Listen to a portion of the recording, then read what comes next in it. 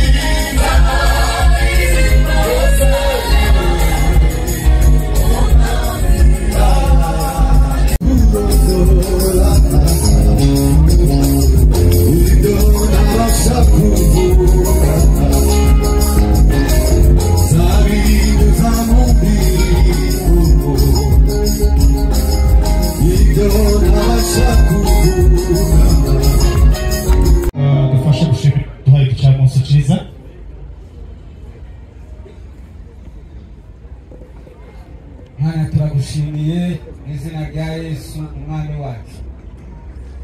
Tuje imbere yawe dushima duhimbaza turamya uri umwami kandi ugira neza.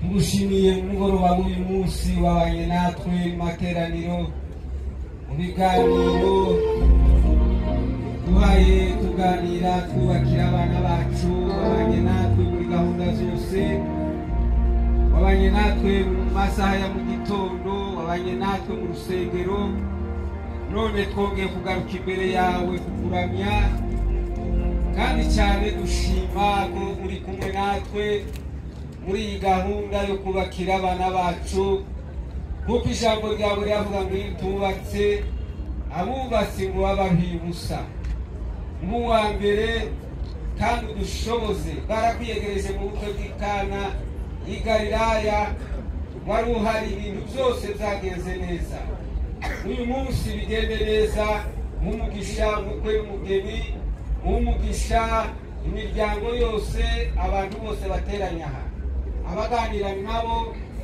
ubashe imbere gahunda zose zigende neza mu izina rya Yesu tubisabye amen.